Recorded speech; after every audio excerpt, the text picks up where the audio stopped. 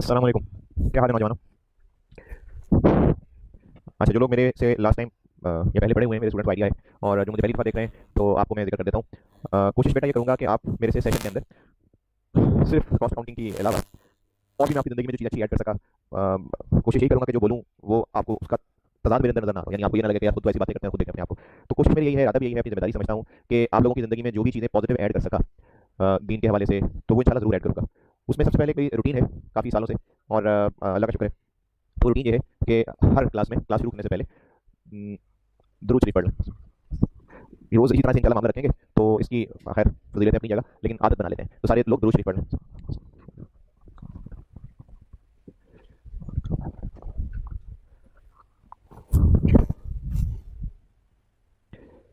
जी, तो कल मैंने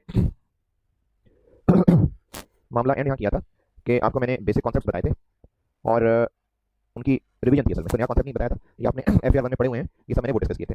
अच्छा, आज से मैं आपको इसका सिलेबस स्टार्ट कर रहा हूँ,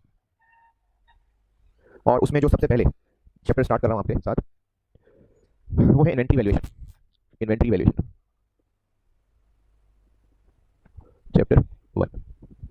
इस चैप्टर में कुछ नया नहीं है। ये जिन्होंने एफ वन पढ़ी हुई है 2 सेशंस पहले, तब ये एफ वन में हुआ करता था। इंट्रो में तो होता है इंट्रो अकाउंटिंग में, लेकिन जिन्होंने पिछले एक साल के अंदर एफ वन पढ़ी है उसमें एफ वन के सिलेबस से तो ये निकल गया है, लेकिन इंट्रो में बहरहाल ये तफसील से मौजूद है। तो इन्वेंट्री वैल्यूएशन में नया कुछ भी नहीं है। इसके सवाल भी 2012 में आया था एक दफ़ा, 2010 2012, और उसके बाद पिछले साल ये थोड़ा सा एक पार्ट के तौर पे मिक्स हुआ था प्रोसेस कॉस्टिंग के साथ। तो इसका सेपरेट सवाल आने का चांस बहुत कम है। 2012 की बात कर रहा हूँ, और तब की बात है पुरानी स्कीम है, तब ये इन्वेंट्री, ये एफ वन वगैरह नहीं हुआ करते थे। उसके बाद फिर जब नई स्कीम आई, उसमें कॉस्ट के सिलेबस में और चीज़ें ऐड हो गई, तो ये एक बेहतर सा चैप्टर रह गया, तो फिर इसके सवाल नहीं टेस्ट होते थे। लेकिन क्योंकि साल पहले, पिछले साल की बात है, कल स्प्रिंग 19 में इसका सवाल टेस्ट हुआ था, और वो फुल फ्लैज इसका सवाल नहीं था, असल में वो सवाल प्रोसेस कॉस्टिंग के साथ मिक्स था। लेकिन क्योंकि भारत इन्वेंट्री वैल्यूएशन में टेस्ट हुई थी, तो चैप्टर में छुड़वाया नहीं करता। नया कुछ नहीं है इसमें, कुछ नया बताने को नहीं, आपको सारी बातें आती हैं पहले। तो जो आपको सारी बातें आती हैं इखलाकन उसकी प्रैक्टिस करा देता हूँ, ताकि ये भी ना फील रहे कि हमने चैप्टर नहीं किया। तो ये जो अभी मैं आपको कराने लगा हूँ, इखलाकन एक सवाल करा रहा हूँ और एक सवाल देता हूँ होमवर्क, और फिर चलिए एक और करा दूंगा और एक होमवर्क करूंगा। तो ये जो काम है ना, ये सिर्फ मैं इखलाकन दिल की तसल्ली के लिए, कि ये फिक्र ना हो कि शायद मैंने चैप्टर किया ही नहीं है, और इसका इस बात से कोई ताल्लुक नहीं है। क्योंकि मुझे आज भी बच्चे ने पूछा कि जो आप पढ़ाएंगे सेशन लेट शुरू हो रहा है, कल वाली बातें मैं रिपीट कर रहा हूँ कि जो सेशन शुरू हो रहा है तो आप क्या रिपीटर्स की वजह से शुरू में कुछ छुड़वा देंगे या तेज पढ़ाएंगे? तो मैं आपको सारा कुछ बिल्कुल जीरो से पढ़ाऊंगा। इस चैप्टर को मैं बस एक चैप्टर एक सवाल करा के गुजार रहा हूँ, इसको टपाना नहीं कहते।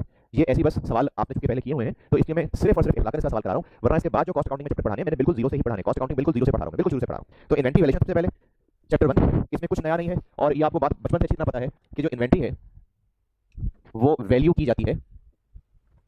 इन्वेंट्री होती क्या है?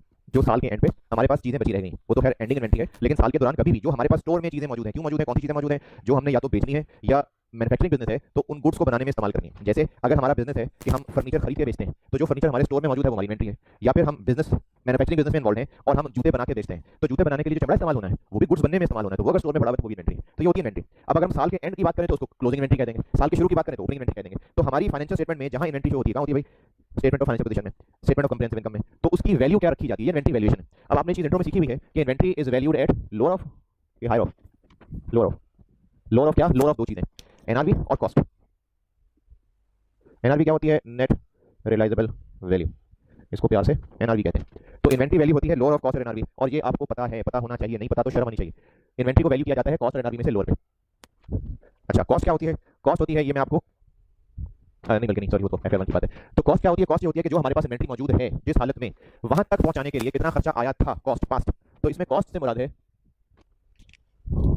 Purchase cost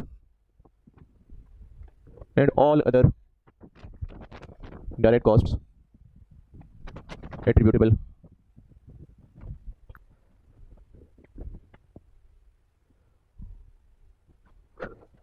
for bringing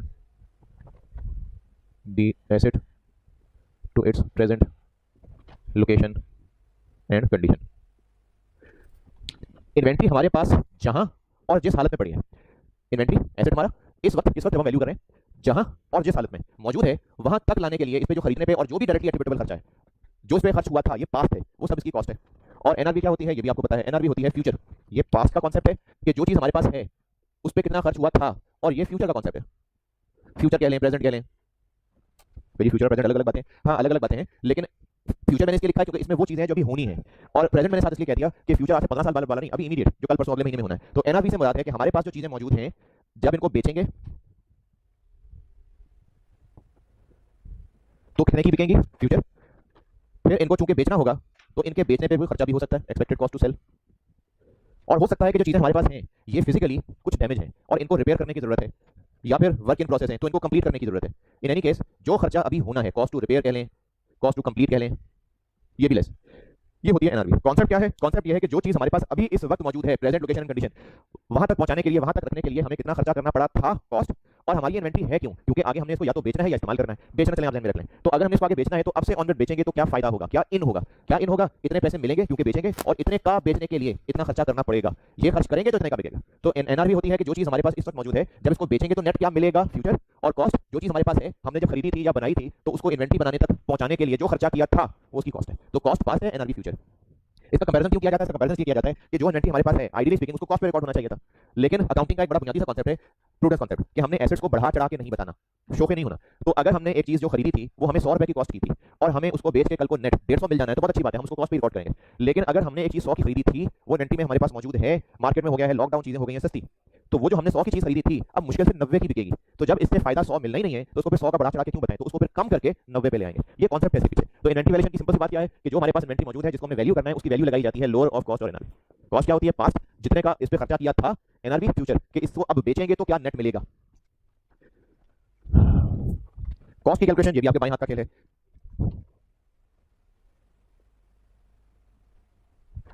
cost calculate करने के, जब हम कॉस्ट कैलकुलेट करेंगे कि हमें चीज कितनी कॉस्ट की, और वो चीजें हमारे पास जो मौजूद है वो सिमिलर आइटम्स हैं, एक जैसी आइटम्स हैं। देखिए अगर एक बिजनेस है जो चीजें बेचता है, यूज्ड मोबाइल बेचता है, अगर उसने प्रॉफिट कमाना है तो उस दुकानदार को पता होना चाहिए हर एक पड़ा हुआ मोबाइल कि ये मोबाइल कितने का खरीदा था उसने। क्यों पता होना चाहिए? यूज्ड है, क्योंकि हर एक की प्राइस फर्क है। देखिए यूज्ड मोबाइल डब्बा पैक तो नहीं होते ना, हर मोबाइल चाहे वो सेम मॉडल का हो लेकिन हालत खराब है तो सस्ता बिकेगा, नए जैसा है तो महंगा बिकेगा। तो यूज्ड मोबाइल की दुकान वाला अपने पास जो भी फोन रख के बैठा हुआ है उसको स्पेसिफिकली पता होगा कि हर पड़ा हुआ फोन मुझे कितना कॉस्ट किया था।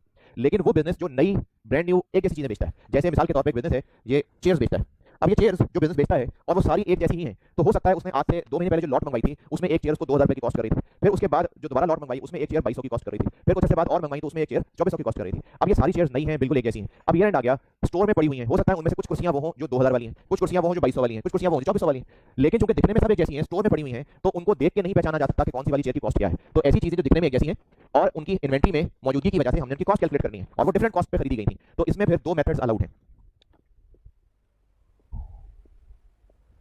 FIFO और वेटेड एवरेज।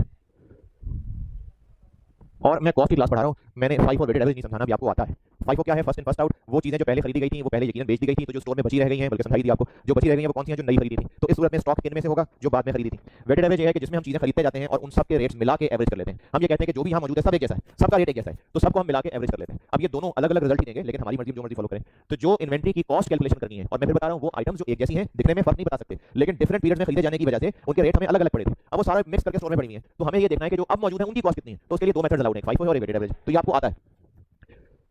फिर इसके अलावा आपको एक और चीज आती है बिल्कुल अच्छे तरीके से, वो भी मुझे कॉस्ट अकाउंटिंग में बताते हुए शर्म महसूस होगी, वो है इन्वेंट्री कार्ड। वो आपको आता है बनाना। इन्वेंट्री कार्ड एक मूवमेंट होती है जिसमें हम लोग इन आउट्स बैलेंस ये सब कैलकुलेट कर रहे होते हैं, तो आपको इन्वेंट्री कार्ड आता है बनाना।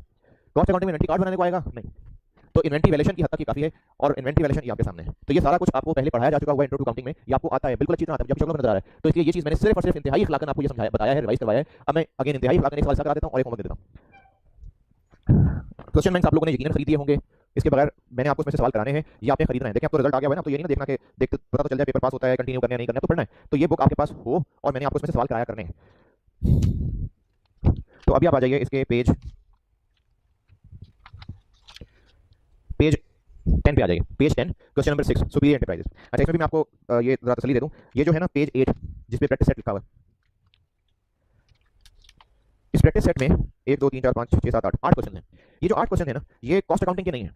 ये जो मैंने कहा कि पहले FR1 में हुआ करता था या पुरानी स्कीम मॉड्यूल बी एक स्कीम थी, तो ये उसमें आया करते थे FR1 वगैरह मिला के, ये वहां से लेके सिर्फ रिवीजन के लिए यहाँ डाले गए हैं। तो आपने ये सवाल इंट्रो में यकीनन किए हुए हैं, फिर भी अगर आप समझते हैं कि इन्वेंट्री में इतनी चीजें याद नहीं है तो बेटा ये आपने खुद ही रिवाइज करने हैं। इसमें से मैं इखलाकन आपको एक सवाल खुद करवा रहा हूँ, बाकी आपने खुद करने हैं। ये मैं होमवर्क भी नहीं दे रहा, ये मैं आपके जो ज़र्फ है उस पर छोड़ रहा हूँ। अगर आप समझते हैं कि इन्वेंट्री आपके बाएं हाथ का खेल है, बल्कि बाएं हाथ की भी चीज़ उंगली का खेल है, तो ये आप ना करें चाहे, लेकिन इतने शौकीन ना हो इसलिए कर लें। तो आप इस सवाल को जो मैं करवाने लगा हूँ ये तो कर ही रहे हैं, इसके अलावा बाकी जो सवाल हैं क्वेश्चन 1 से लेकर क्वेश्चन 8 की बात कर रहा हूँ, ये कॉस्ट अकाउंटिंग के नहीं है, ये पुरानी स्कीम के मॉड्यूल बी के भी सवाल हैं और जो FR1 साल पुराना है ये उसके भी सवाल हैं। तो ये आप सबने सारे के सारे सवाल मुझे उम्मीद है कि इंट्रो टू अकाउंटिंग में किए हुए होंगे, आपको देख के सवाल भी याद आने लग जाएंगे। तो ये सवाल आपने खुद करने हैं, हस्बे तौफीक कर लीजिएगा, क्योंकि कल मैं शायद इखलाकन अगर दिल किया तो इसका एक सवाल और करा दूंगा, बहुत है। उसके अलावा मजीद चैप्टर पे टाइम लगाने की जरूरत नहीं है।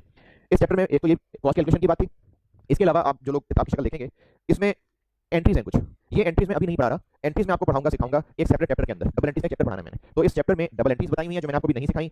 डबल एंट्रीज में आपको एक सेपरेट चैप्टर है वहां पढ़ाऊंगा, तो डबल एंट्रीज आप इसमें से इग्नोर करें। उसके अलावा इसमें जो इन्वेंट्री की कॉस्ट, एनआरवी वगैरह है, फाइफो वेटेड एवरेज, ये मैंने वही सब बताया है। और याद करने के लिए इसमें एक लास्ट पे, चैप्टर के लास्ट पे एक टॉपिक लिखा हुआ है इनके एडवांटेजेस और डिसएडवांटेजेस, किसके, फाइफो के और एवको। ये आई के क्वेश्चन में से कॉपी करके डाला है इसमें आपकी आसानी के लिए, तो आपने ये याद करने हैं। तो इस चैप्टर में से याद करने वाली बात बता रहा हूं आपको। इस चैप्टर के एंड पे, ये पेज नंबर 6 से शुरू हो रहा है, पेज 6 चैप्टर एंड पे टॉपिक है जिसमें फाइफो और वेटेड एवरेज के एडवांटेज डिसएडवांटेज हैं, 3-4 पॉइंट्स हैं, ये आपने याद करने हैं। कॉस्ट अकाउंटिंग में थोड़ा बहुत थ्योरेटिकल टेस्टिंग भी होती है रट्टे वाली। इस रट्टे वाले में मैं आपको हर चैप्टर में साथ-साथ मार्क करवा दिया करूंगा कि कौन सी चीजें आपने याद करनी है। और याद क्यों करनी है भाई, आप अपने पास से लिख सकते हैं तो जरूर लिख लीजिएगा, नहीं तो फिर याद कर लेना बेहतर है।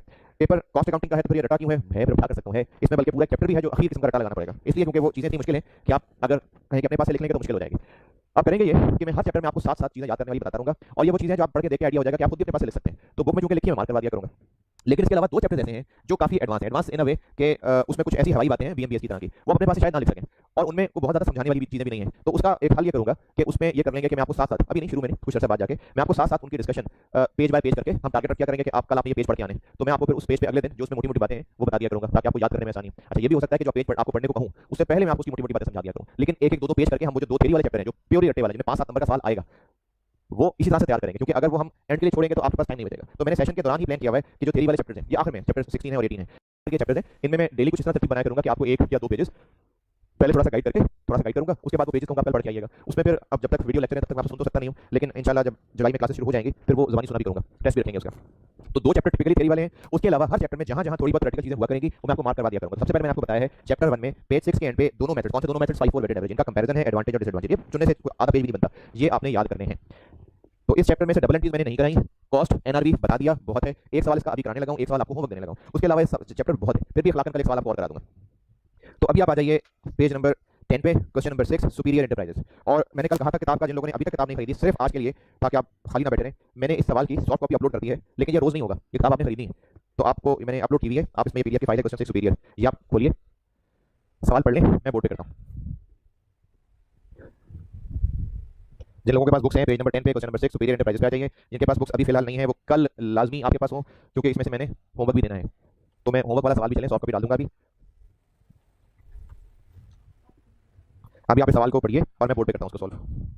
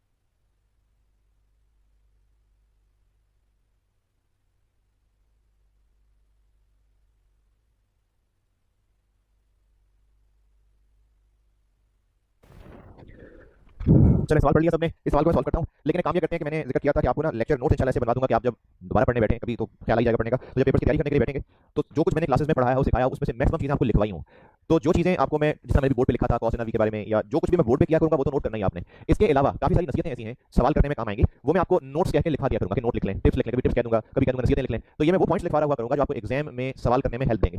टिप्स हैं, नोट्स हैं। तो इन्वेंटरी वैल्यूएशन के हवाले से वो 2-3 नसीहतें लिख लें, लिखवाता हूँ। कभी अंग्रेजी में मूड होगा तो अंग्रेजी लिखवा दूंगा, कभी आपको उर्दू का मूड होगा तो उर्दू बता दूंगा। अब आप लोग जो उर्दू वाला है वो अंग्रेजी में खुद बना के लिख लेना, लेकिन लिखना, ये ज़बानी याद नहीं रहेगी, बातें लिखनी है। सबसे पहली बात क्या लिखें, समझ लें पहले। अगर एक प्रोडक्ट है ए और इस प्रोडक्ट के 100 यूनिट्स है, एक प्रोडक्ट है बी, इसके 200 यूनिट्स है, एक प्रोडक्ट है सी, इसके 120 यूनिट्स है। ये 3 तरह के प्रोडक्ट्स हमारे स्टॉक में पड़ेगा। इन तीनों की, ए की प्राइस और है, बी की और है, सी की और है, डिफरेंट प्रोडक्ट्स हैं, कॉस्ट और है। तो क्या ऐसा किया जाए कि इस सारे प्रोडक्ट के सारे यूनिट्स की टोटल कॉस्ट और टोटल एनआरवी का मुकाबला किया जाए?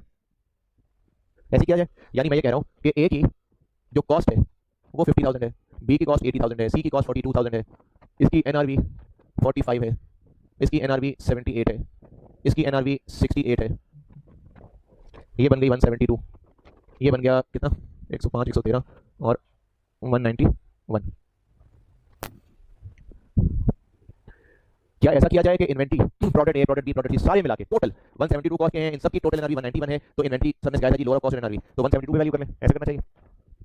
नहीं, क्योंकि प्रोडक्ट्स अलग अलग हैं, हो सकता है कोई अच्छा प्रोडक्ट हो, कोई हल्का प्रोडक्ट हो, तो एक की अच्छाई दूसरे की बुराई में नेट नहीं करनी। तो हम इसकी इन्वेंटरी वैल्यूएशन ऐसे करेंगे कि ए का कंपैरिजन, किसका कंपैरिजन, कॉस्ट एनआरवी का अलग होगा 45, बी का अलग होगा 78 और सी का अलग होगा 42।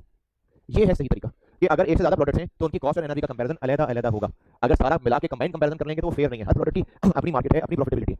अब देखिए सी प्रोडक्ट इतना अच्छा है, इतना फायदा देगा, लेकिन ये दोनों अच्छे नहीं है, फारिग है। तो हो ये रहा था कि अगर मैं 172 और 191 को कंपेयर कर लूं तो सी की अच्छाई में इनकी खामियां छुप गई, जबकि अब हमें नजर आ गया कि ए और बी की एनआरवी कम है जबकि सी की कॉस्ट कम है। तो वैल्यूएशन जब आप करेंगे तो एनआरवी और कॉस्ट का कंपैरिजन, सारी इन्वेंटरीज का ग्रैंड टोटल का कंपैरिजन नहीं करना, ये comparison product by product basis पे करना।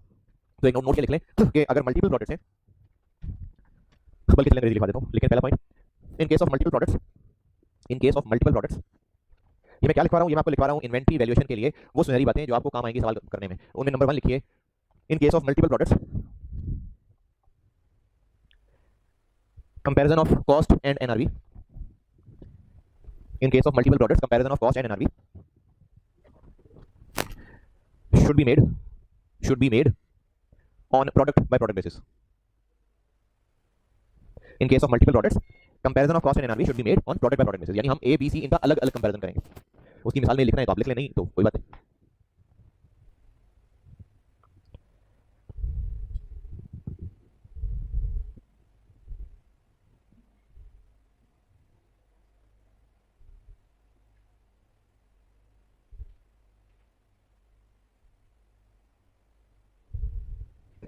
अगला पॉइंट लिखें। अच्छा, अगले में भी पहले समझ लें बात। ए के 100 यूनिट्स हैं, बी के 200 हैं, सी के 120 हैं। अभी जो मैंने पॉइंट लिखाया कि हम कंपैरिजन अलग अलग करेंगे, तो क्या इसका मतलब ये है कि ए के 100 यूनिट्स 100 अलग अलग कंपैरिजन, एक यूनिट की कॉस्ट एनआरवी कंपैरिजन अलग, दूसरे की अलग, तीसरे की अलग, चौथे की अलग। इसी तरह बी के 200 यूनिट्स का अलग अलग कंपैरिजन, क्या ऐसा करना है? नहीं, क्योंकि प्रोडक्ट एक है, इसके 100 यूनिट सारे एक जैसे हैं, बिकेंगे भी एक ही जितने, एक तरह का प्रोडक्ट है ना, तो सिर्फ जब हम प्रोडक्ट एक ही बात कर रहे हैं तो 50 और 45 का कंपैरिजन सही है, यानी ये कंपैरिजन सही है। ये करने की जरूरत नहीं है कि प्रोडक्ट ए के 100 यूनिट जिनमें से हर एक 500 रुपए का है, हर कोई 450 का बिकेगा, तो हर यूनिट का 500, 450, 500, 450 का कंपेयर करना, ये नहीं करना। क्योंकि प्रोडक्ट के यूनिट्स एक जैसे हैं तो फिर इनकी कॉस्ट और एनआरवी के कंपैरिजन के लिए इनको हम कंबाइंड ही रखेंगे। तो दूसरा नोट ये लिख लें, अब अंग्रेजी का मूड नहीं है, मैं उर्दू बता रहा हूं कि अगर एक प्रोडक्ट के मल्टीपल यूनिट्स हैं लेकिन एक जैसे फिजिकली, क्योंकि एक जितने ही के बिकेंगे, तो उनका एनआरवी और कॉस्ट का कंपैरिजन कंबाइंड ही होगा। दोबारा सुन लें, पहली बात मैंने ये की थी कि अगर मल्टीपल प्रोडक्ट्स हैं तो हर प्रोडक्ट का अलग अलग कंपैरिजन है, किसका कंपैरिजन, कॉस्ट और एनआरवी का। अब मैंने ये बात की है कि ये प्रोडक्ट के अंदर यूनिट्स की डिटेल तक नहीं उतर जाना। अगर एक प्रोडक्ट के यूनिट्स एक जैसे हैं फिजिकली तो उनमें हम टोटल कंपैरिजन कर रहे होंगे, यानी 100 यूनिट्स की टोटल कॉस्ट और इन 100 यूनिट्स की टोटल एनआरवी, इनमें एक एक करके नहीं कंपैरिजन करना। तो अगर एक से ज्यादा प्रोडक्ट्स हैं, हर प्रोडक्ट का अलग अलग कंपैरिजन। दूसरी बात मैंने की है, लेकिन एक ही प्रोडक्ट के जो एक जैसे यूनिट्स हैं उनका इकट्ठा कंबाइंड कंपैरिजन करना।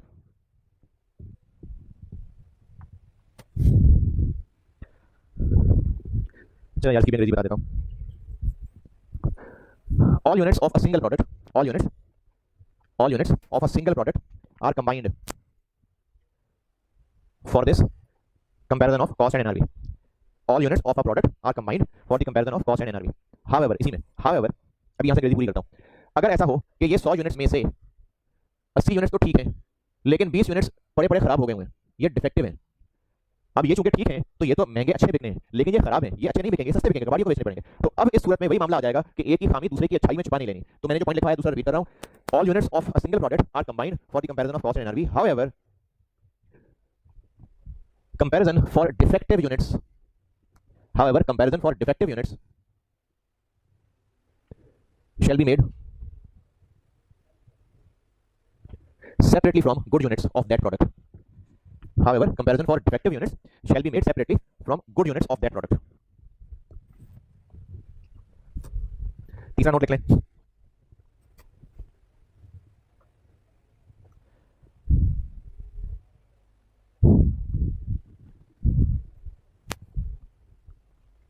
तीसरा नोट ये लिख लें कि जो मैंने आपको एनआरवी लिखाई थी, एनआरवी क्या होती है? Expected sale price. अच्छा, अब इसकी भी बात समझ लें. एक प्रोडक्ट है,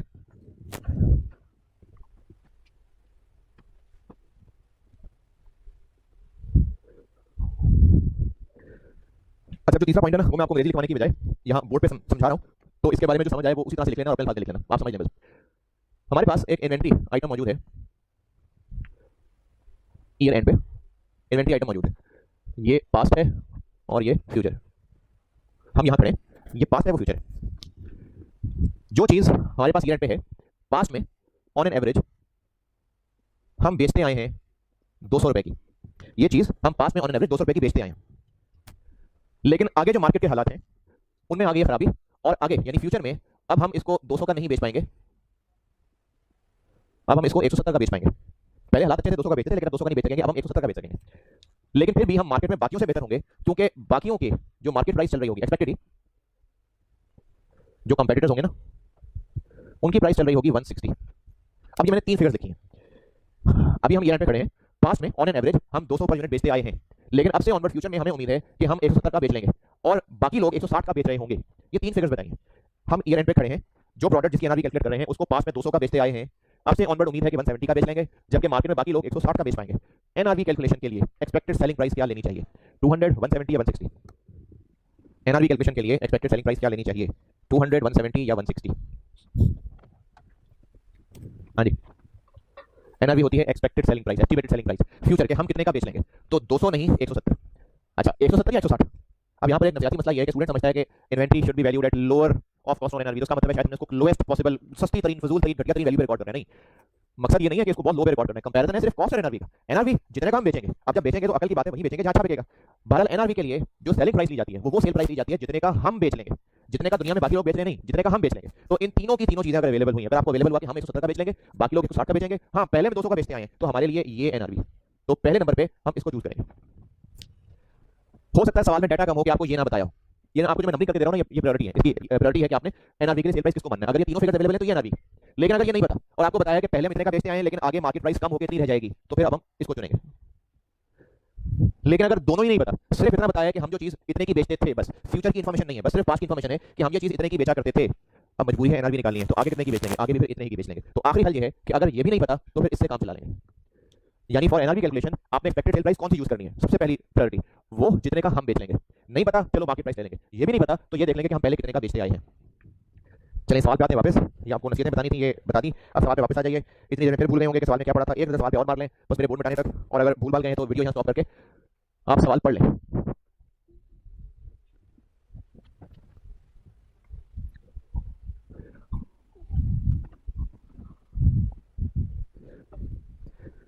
सवाल आप पढ़ लीजिए.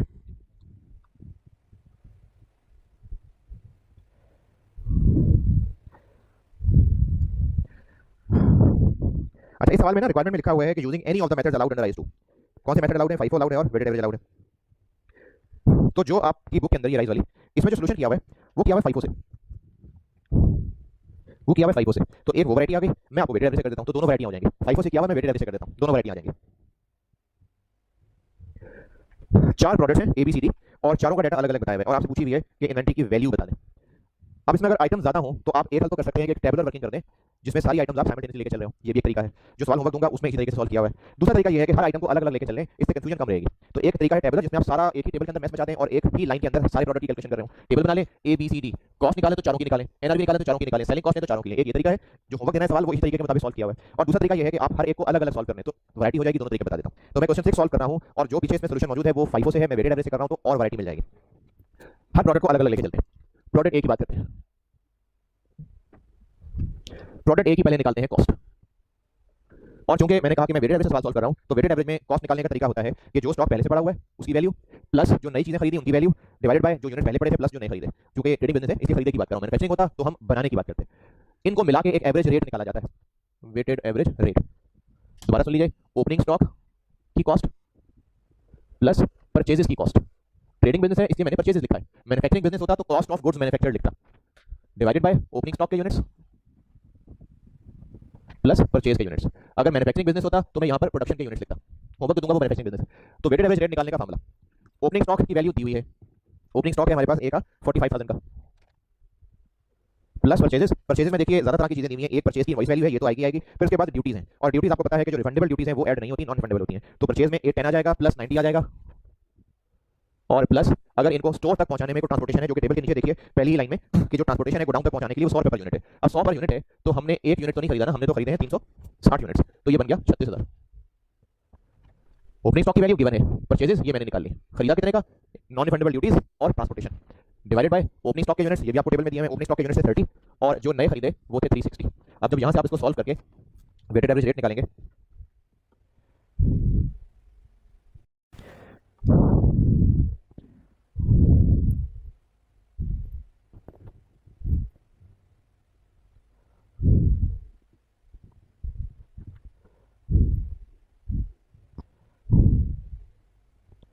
$45,000, 810,000, 90,000 और 36,000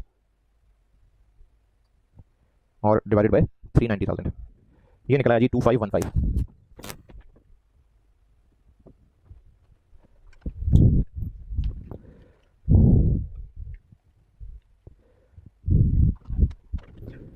ओपनिंग स्टॉक की वैल्यू साथ इसमें परचेजेस की वैल्यू और साथ इसमें डिवाइडेड बाय इनके यूनिट्स, तो ये पर यूनिट रेट बन गया 2515। अब निकालते हैं एनआरवी। अच्छा, जो एनआरवी है ना, एनआरवी के लिए चूंकि प्रोडक्ट ए के दो तरह के यूनिट्स हैं, साबुत अलग हैं और जो डिफेक्टिव हैं वो अलग हैं, जो 25% है वो खराब हैं और जो बाकी हैं वो सही हैं, तो इनमें हम अलग अलग करेंगे, जो नॉर्मल है उनको अलग करेंगे और जो डैमेज है उनको अलग करेंगे। जो नॉर्मल वाले हैं इनकी एनआरवी है सेल प्राइस, कितने का बेच लेंगे, ए कितने का बेचेंगे नहीं बताया, तो फिर उतने का ही बेचेंगे जितने का पहले बेचते थे। पहले कितने का बेचते थे ये कैसे पता, ये आपको टेबल से नजर आ जाएगा। अगर आपको टेबल लिखें तो आखिरी दो कॉलम इतने बेचे और इतने के बेचे, तो अगर हम ये सॉल्व कर लें तो हमने बेचे थे 101500 के 350 यूनिट्स, ए कितने का बेचा 2900 का, और इसको बेचने के लिए अगर पहले हमने इतने का बेचा तो आइंदा भी इतने का ही बेच लेंगे। अब इसको बेचने के लिए खर्चा कोई होगा, बिल्कुल होगा। पॉइंट नंबर 2, ट्रांसपोर्टेशन है कस्टमर तक पहुंचाने के लिए, तो ये बेचने का खर्चा है, तो इसलिए ट्रांसपोर्टेशन आउट में से कर लेंगे, कॉस्ट टू सेल कितने पैसे लगते हैं 150 लगते हैं, 150 इसमें से माइनस कर लेते हैं, तो ये बन गया 2750। जो डैमेज्ड है इनको कितने का बेचेंगे, डैमेज के बारे में लिखा हुआ है कि जो डैमेज है ये नॉर्मल सेल प्राइस के 60% का बेच सकते हैं, तो अगर नॉर्मल सेल प्राइस 2900 है तो उसका 60% बन गया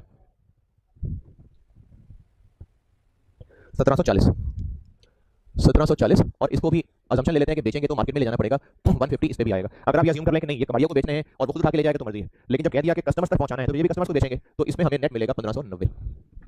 अब ये हो गई कॉस्ट, ये हो गई एनआरवी। अब इसमें वैल्यू नॉर्मल की, नॉर्मल है कितने, स्टॉक के यूनिट्स वो तो बताए नहीं, तो स्टॉक के यूनिट्स वो भी निकालने पड़ेंगे हमें, स्टॉक के यूनिट भी निकाल लेते हैं। स्टॉक के यूनिट कैसे निकालें, कोई अनोखा काम नहीं है, स्टॉक के यूनिट्स हम निकाल लेते हैं क्लोजिंग स्टॉक के यूनिट्स। पहले कितने थे 30, 360 और खरीदे, बेच दिए 350, तो फिर 40 बचे रह गए। ये क्या किया दोबारा देख लें, 30 यूनिट्स दिए हुए सवाल में साल के शुरू में थे, 360 और खरीदे ये भी दिए हुए और 350 बेच दिए ये आखिर में दिए हुए, तो बाकी फिर 40 बच गए। तो जो 40 बच गए इनमें से 25% खराब है तो बाकी 75% सही है, तो 40 के 75% हो गए 30। जो 30 यूनिट्स हैं इनकी कॉस्ट और एनआरवी में से क्या लोअर है, कॉस्ट लोअर है, और जो डिफेक्टिव वाले हैं डैमेज वाले हैं इनकी कॉस्ट और एनआरवी में से एनआरवी लोअर है, तो जो 10 यूनिट्स डिफेक्टिव हैं इनकी एनआरवी लोअर है। तो जो प्रोडक्ट ए है इनकी कॉस्ट बन गई 10 यूनिट की 15900 और वो जो सही साफ सुथरे सेहतमंद वाले हैं उनकी बन गई 75450। तो ए की इन्वेंट्री की वैल्यू बन गई 91350। बिल्कुल इसी पैटर्न पे अब मैं बी सी और डी भी करने लगा हूं। ये एक बार फिर दोबारा देख लीजिए क्योंकि बाकियों के लिए मैं उतना ज्यादा टाइम नहीं लगा, जल्दी करूंगा, समझा इसमें दिया। दोबारा देख लीजिए कॉस्ट, मैंने कहा मैं FIFO से सॉल्व हुआ, मैं वेटेड एवरेज से कर रहा हूं ताकि आपके पास डबल वैरायटी हो जाए। वेटेड एवरेज में तरीका ओपनिंग साथ परचेजेस, अगर मैन्युफैक्चरिंग बिजनेस होता तो उसके साथ कॉस्ट ऑफ गुड्स मैन्युफैक्चर्ड आ रही होती, डिवाइडेड बाय ओपनिंग के यूनिट्स परचेजेस के यूनिट्स, अगर मैन्युफैक्चरिंग बिजनेस होता तो मैन्युफैक्चर्ड यूनिट्स आ रहे होते। यहां से निकलेगी पर यूनिट रेट, ये निकलाई कॉस्ट वेटेड एवरेज मेथड, फिर इसकी निकाली मैंने एनआरवी, क्योंकि यूनिट्स नहीं बताते तो मैंने यूनिट्स निकाले। ओपनिंग प्लस नए खरीदे माइनस बेच दिए तो बाकी इतने बच रहे हैं। ये मैंने कोई फार्मूला नहीं है, ये तो सिंपल अकल की बात लगाई है। इतने यूनिट साल के शुरू में थे, इतने और खरीदे, इतने बिक गए तो बाकी बच गए। अब ये जो बाकी बच गए इनमें से 25% खराब वाले और 75% सही वाले। तो जो खराब वाले थे उनकी एनआरवी अलग निकाली, जो सही वाले थे उनकी एनआरवी अलग निकाली। और क्योंकि ये बेशक एक प्रोडक्ट है लेकिन सही और खराब का फर्क भी लिखवाया था, कंपैरिजन भी अलग अलग होगा। तो इनके लिए कॉस्ट कम थी, इनके लिए एनआरवी कम थी। ये आ गई प्रोडक्ट ए की वैल्यू। इसको नोट कर लें और फिर मैंने इसी को मिटा के बी सी और डी करने। इसको नोट कर लें, मैं तो मिटाने लगा हूं तो वीडियो यहां पॉज करके पहले इसको नोट कर लें।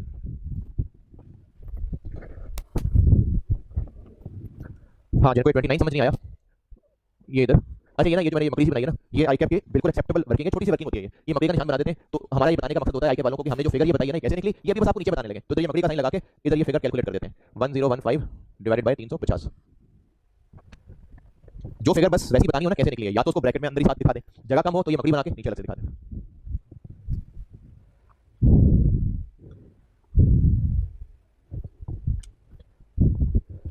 चलें जी बी करते हैं।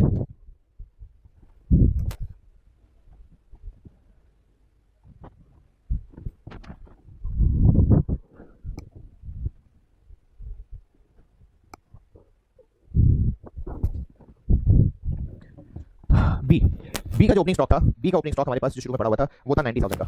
यहाँ आ जाएगा 90,000 प्लस बी के जो हमने खरीदे 780 यूनिट्स 1560 के खरीदे प्लस 200,000। अच्छा मैं ना यार कल परसों से ना क्लास में टीए बैठा लूंगा, ये मुझे मोड़ के ना वैल्यूज देखनी पड़ती हैं, कैलकुलेशन भी खुद करनी पड़ती है। 150,000, ये 2 लाख नहीं है, 150 है। देखा ना, ये मोड़ के देखने से ये होता है। जितने की खरीदी वो 7 नॉन रिफंडेबल ड्यूटीज और ट्रांसपोर्टेशन, 780 यूनिट खरीदे और 100 रुपये पे एक हमें ट्रांसपोर्ट होता है, तो 78,000 डिवाइडेड बाय साल के शुरू में 60 यूनिट्स मौजूद थे प्लस 780 और खरीदे, तो इसमें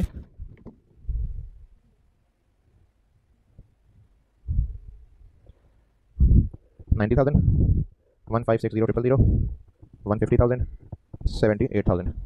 इनको डिवाइड कर लेते हैं कितने से, 780 और 60, तो पर यूनिट कॉस्ट बन गई 2236। ये हो गई कॉस्ट।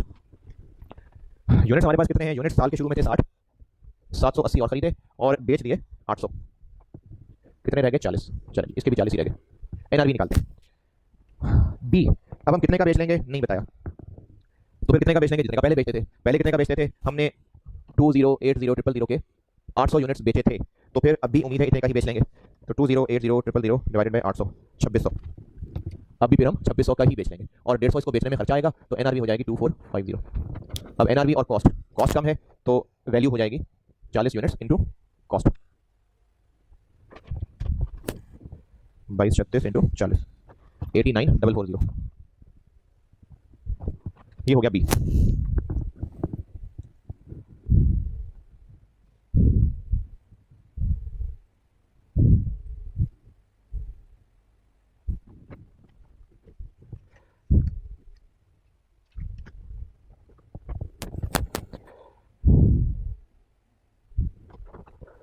इसको नोट करिए, फिर मैं सी करता हूँ सॉल्व।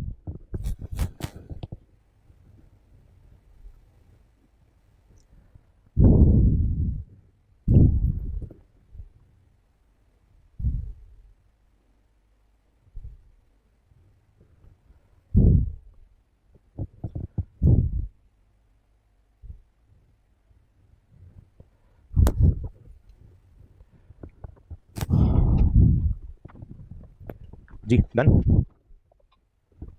अब आते हैं, ये मैं प्रोडक्ट बी था, बी ये मैंने बी किया था, ये प्रोडक्ट बी था,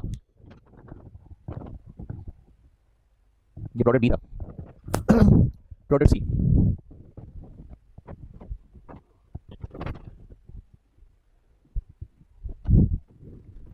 प्रोडक्ट सी वो भी ऐसे ही है, पहले कॉस्ट निकाल लेते हैं। प्रोडक्ट सी के ओपनिंग यूनिट्स थे 40 और वो थे 120,000 के, 120,000 40। फिर जो यूनिट्स नहीं खरीदे, फिर बता रहा हूँ ये ट्रेडिंग बिजनेस है इसलिए ऊपर परचेजेस आ रहा है, मैन्युफैक्चरिंग बिजनेस होता तो कॉस्ट ऑफ गुड्स मैन्युफैक्चर्ड आ जाता। ये जो सी के हमने नहीं खरीदे 18-20 के खरीदे,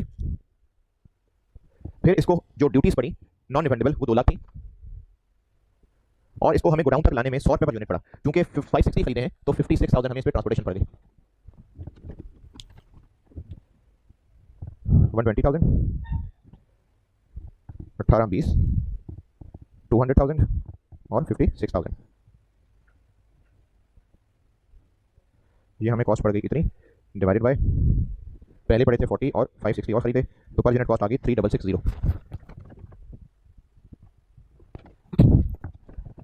स्टॉक में कितने यूनिट्स हैं, स्टॉक में 40 पहले थे 560 और खरीदे माइनस बेच दिए 580, तो स्टॉक में रह गए 20। एनआरवी पे आते हैं। एनआरवी के लिए पॉइंट नंबर 4, मार्केट में हालात बदल गए हैं, कंपटीटर ने एक नया प्रोडक्ट लॉन्च कर दिया है जो हमारे सी जैसा ही है, लेकिन चूंकि हमारा सी ज़्यादा बेहतर है तो हम उसको 3200 पे नहीं बल्कि 3500 का बेच सकेंगे। जो कंपटीटर लाया है वो तो उसको 3200 का बेचेगा, लेकिन हमारी टीम बेहतर हो सकता है, हमारा प्रोडक्ट ज़्यादा अच्छा हो, तो हम फिर भी इसको 3500 का बेच लेंगे। अब आपको एनआरवी के लिए ये भी पता चल गया कि हम 3500 का बेचेंगे, ये भी पता है कि बाकी दुनिया 3200 का बेच रही होगी, और ये भी पता है कि पास में हम कितने का बेचते थे। तो सेल प्राइस क्या मानी जाए, कितने का बेचते थे या कितने का बेचेंगे, कितने का बेचेंगे, तो हम बेचेंगे 3500 का। 35 32, हम 35 का बेचेंगे और मार्केट में बाकी लोग 32 का बेच रहे होंगे। कितना लिखूं, 35, हम कितने का बेच लेंगे, और इसको बेचते हुए 150 जाएगा जेब से, तो ये 3350 एनआरवी आ गया। और वैल्यू 20 यूनिट्स, कॉस्ट और एनआरवी में से एनआरवी लोअर है, तो ये 3350 इंटू 20, 67,000, 67,000।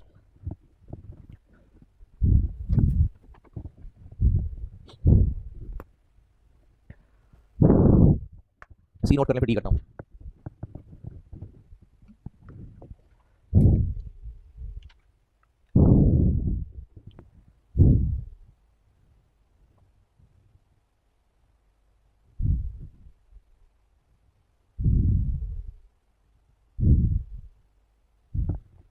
डी,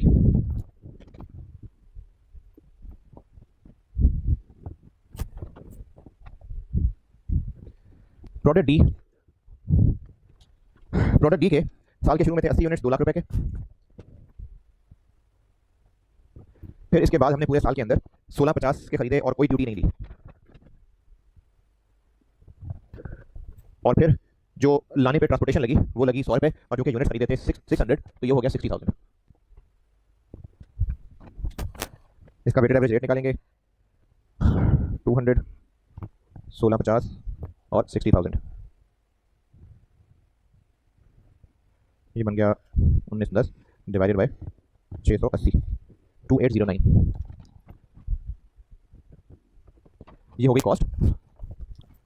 80 पहले थे, 600 और खरीदे, और ये हमने बेचे हैं 350, अरे बड़े थोड़े बिके, तो स्टॉक में रह गए कितने, 330। एनआरबी निकाल लेते हैं। डी कितने का बेचेंगे नहीं बताया, तो बस फिर ये भी उतने के बेचेंगे जितने का पहले बेचे थे, इस पर भी मकड़ी बना के। पहले कितने का बेचते थे, 1155 के 350 यूनिट्स बेचे थे, तो फिर एक कितने का बिका था, 3300 का, तो इसकी सेल प्राइस हो गई 3300, 150 का खर्चा आएगा, तो 3150 एनआरबी। अब कॉस्ट है 2809, एनआरबी है 3150, कॉस्ट कम है 2809 इंटू 330, 2809 इंटू 330, 926970, ये हो गई cost. Value A B C D चारों हो गए सॉल्व, और ये कॉस्ट एनआरवी की मुनासिब प्रैक्टिस हो गई। एक सवाल आपको मैं होमवर्क दे रहा हूँ, आप ये कराएं, हो जाएगा इंशाल्लाह। थोड़ी सी मुश्किल हो सकती है, वो कोई बात नहीं, होती है, फिर मैं आप करके आएंगे तो डिस्कस करूँगा ना। तो आप ये सवाल करके आ रहे हैं, होमवर्क दे रहा हूँ एक सवाल। अच्छा फिर सुन लें, ये जो क्वेश्चन 1 से लेकर क्वेश्चन 8 तक है ना प्रैक्टिस सेट, ये कॉस्ट अकाउंटिंग के सवाल नहीं है, ये FAR 1 साल पुराने और उससे पुराने जो मॉड्यूल भी हुआ करता था, ये उसके सवाल है। आपको प्रैक्टिस के लिए यहाँ बुक में डाले गए हैं। अगर आप समझते हैं कि इन्वेंट्री की वैल्यूएशन आपके लिए बाएं हाथ का खेल है, तो आप मर्जियां ना करें, लेकिन अगर ऐसा नहीं है, जो कि नहीं होगा, बहुत पुरानी बात होगी, इंट्रो पास की है, तो आप ये सवाल बेटा खुद कर लीजिएगा, ये खुद ही करने हैं आपने, मैं डिस्कस भी नहीं कर रहा, आपने खुद ही करना है। इसके बाद पेज नंबर 23, ये आई क्या क्वेश्चन बैंक के नाम से 3 क्वेश्चन डले में। ये जो क्वेश्चन 2 और 3 है, हाँ ये कॉस्ट अकाउंटिंग के पास पेपर के ही सवाल है। जो इसमें क्वेश्चन नंबर 2 नजर आ रहा है आपको, ये 2010 अटेम्प्ट में आया था, और जो उसके बाद क्वेश्चन नंबर 3 नजर आ रहा है, ये 2012 में आया था। तो जो क्वेश्चन नंबर 2 है XYZ लिमिटेड, ये आपका होमवर्क है। इसमें आप लोग वैल्यू, अमाउंट का मतलब वैल्यू, ये सॉल्व करके ला रहे हैं। इसमें अच्छी बात यह है कि इसमें 2 में वेटेड एवरेज है, 2 में FIFO है, वो भी प्रैक्टिस हो जाएगी। फिर इसमें एनआरवी का पॉइंट अच्छा है, वो मैं आप लोगों को तभी बताऊंगा जब आप खुद कर मर के आएंगे, करेंगे ट्राई तो फायदा होगा। तो आपका homework page number 23 question number 2 XYZ, एक तरह से ये पीछे सॉल्व हुआ है और एक तरह से मैंने टेबल बना के सॉल्व किया। अभी जितना किया ना मैंने हर प्रोडक्ट अलग अलग, एक मैंने कहा था ज़मानी के टेबल बना के सब मिक्स भी कर सकते हैं। तो जो होमवर्क दे रहा हूँ उसमें जो पीछे सॉल्व हुआ है वो हर कोई अलग अलग हुआ है, और आप टेबलर फॉर्मेट में करना चाहें तो वो भी कर सकते हैं, और उसके लिए मैंने एक सोल्यूशन वेबसाइट पे आपको वहाँ जॉब लिंक है साथ मैंने अपलोड कर दिया हुआ है। तो ये सवाल आप करके आ रहे हैं, कर रहे हैं। जो आपको जो सोल्यूशन मैंने दिया है, जो पीछे उसमें फर्क नजर आएगा राउंडिंग ऑफ की वजह से, मैंने राउंड ऑफ किया हुआ है, और उसमें जो है वो एक्सेल को यूज किया हुआ है, तो राउंड ऑफ नहीं किया हुआ है, थोड़ा बहुत फर्क है, कोई मसला नहीं। करके आ रहे हैं, करके आ रहे हैं। ये सवाल दोबारा करना हो तो कर दीजिएगा मेहरबानी। होमवर्क जो दिया आपको वो क्वेश्चन नंबर 2 पेज 23, इसका सोल्यूशन मैंने भी एक बना के तो अपलोड कर दिया है। आप वो देखना चाहें वो देख लीजिए, जो पीछे सोल्यूशन है वो देखना चाहें वो देख लीजिए, लेकिन ये करके आइएगा। कल मुलाकात होगी इंशाल्लाह। अल्लाह हाफ़िज़।